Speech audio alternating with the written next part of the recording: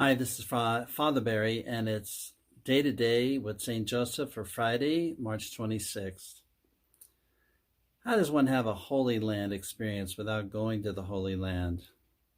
Well, that's a question I have for today, and I'm going to mention the Franciscan Monastery and a couple of attractions here in the United States that some people go to. Some are evangelical ones. Um, so people are looking to somehow get an experience of our faith going back to its beginnings with Jesus and Galilee and Judah. And uh, I think sometimes it's done in the form of plays. I've been to a few plays where they've acted out something where you kind of take them back to the Bible times, uh, and some various shows. There's some movies that have kind of tried to bring you back um, to a Holy Land experience. I think though spiritually, our faith, the Lord is representing His mysteries to us, especially in the sacraments, and so He invented a way for He to come bring the Holy Land and Himself to us, to make Himself present. The one who walked in Israel is now present to us sacramentally, and especially in the liturgies that we have in our Catholic faith. These are meant to be encounters with the Lord who was in the Holy Land. And Jesus said that He would be with us always. He would make Himself present to our lives. And how does He do it? Well, the height of that experience is the Eucharist. He makes Himself present in the Eucharist. And so the Holy Land is about as far away as your nearest Catholic parish altar, and to come and experience the Mass where the Lord presents what He did long ago into a present form. We experience it in the now. And this is very much of what sacrament is. So I say that, but let's talk about the Holy Land experiences that people try to have here in the United States, where they try to recreate, something. And here we go.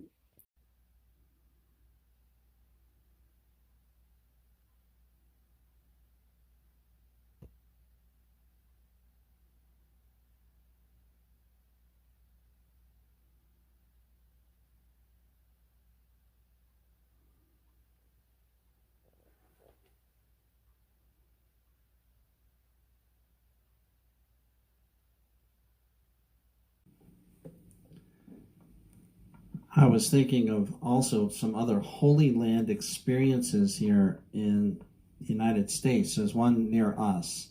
It's a Catholic site run by the Franciscans of the Holy Land. It's called the Holy Land Monastery, and they have a duplicate of how the church looks like in Bethlehem. They have a lower church with a star, 14-point star, on the floor, just like it is in Bethlehem. And then they also have a tomb of Christ, a Holy Sepulchre, just like it is in the Holy Land, in the actual church, in the actual spot. So if you've never been to the Franciscan of the Holy Land Monastery right here in Washington, that would be a good thing. Two other things, locally, there's Holy Land Boulevard in Edgemere. No, it's not Holy Land. It's called Bethlehem Boulevard in Edgemere, Maryland. And there's another place called Bethlehem Court. I've actually been on that place in Durwood, Maryland. Place is named after Bethlehem.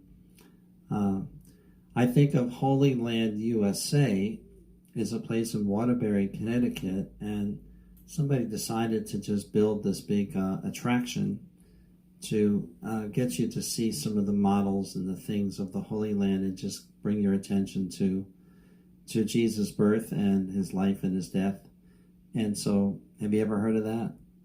If you've been in Florida, down by the Disney World area, Orlando, you'll see that there also is a Holy Land experience place. I've actually been in there out of curiosity with my parents. And they have like a temple, Jerusalem temple built, and they have like a cave for where Bethlehem might have looked like, and the cave of the resurrection. And they have this big building where you come in, and it's a map of all of Jerusalem circa the first few decades of the church. Interesting place. They put on shows, and they're evangelical, and they're really trying to convert people in that place. But when you go to the real Holy Land, I think there's something special about it that people say that have gone there, that they just say that sometimes you're converted just by looking and walking around and seeing that this is all historical, you know.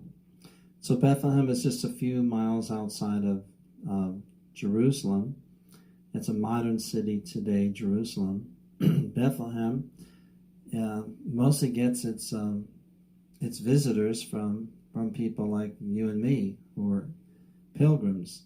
You can visit the Church of the Nativity, and it's in Manger Square, and you can go inside as well into the Grotto of the Nativity, and that's where that 14-point star is. And people kneel down and kiss it. They do so also at the Washington one. So the birthplace spot believed to be of Jesus. And about the 4th century, when Constantine took interest in going into Israel, this is when they began to get interested in all the original places, and asked the people that were there, like, okay, what do you know? And what can you point out to us? So Bethlehem is famous because of the incarnation, God coming in the flesh, and Jesus there. And so the people that go there, sometimes it just kind of permeates their soul that something really special is here. And finally, just Christianity, we believe we are the fulfilled Judaism. That's what we believe. That's why we call Jesus Christ. It's a word meaning the anointed one, the promised one of the covenant that would come, what we call the Old Testament, Jews will call the Hebrew Testament. We believe the figure that keeps on getting pointed to becomes Jesus Christ. And so Jerusalem is very special to us, because it's where Jesus died and rose. And Bethlehem, very special to us, in Nazareth, special places. And but there's been all kinds of conflict between the Jews that did not believe and the Christians, and so it's not been a real peaceful thing. But the Jews end up, like they have in history, gonna get put down, and sometimes the Catholic Church was involved with that, not good. But we've developed over time to have a different opinion about things. And we see them as brothers and sisters, almost like older brothers and sisters. They were bringing the faith to us where we received it. And so there's needs to be some respect. But we do believe that we know the Christ that they've been seeking, and they're waiting for the end of the world and the glorious, Christ to come and take over everything. That was a belief 2,000 years ago by some Jews. Well, the glorious Christ is coming. The power of the Lord is coming. But we've been prepared for it as Christians or Catholics. We believe that Christ is coming in power, but when he came meekly as a lamb before, later as a lion, that it was to meet us and to help us begin our relationship with God, and realize in a sense that we are at Bethlehem or in Nazareth, where God can make his home in us, in the church, in our hearts, in our families. So, and in modern times, there's some people that have what they call the historical Jesus versus the Jesus of faith, and they say that there's two ends, and that one may not be true and the other. So they think that Jesus of faith may just be kind of hopeful things legend stories, miracles may be unproven by science, and that the church has maybe at times been a little too hopeful, and maybe even that these are all the actual sites.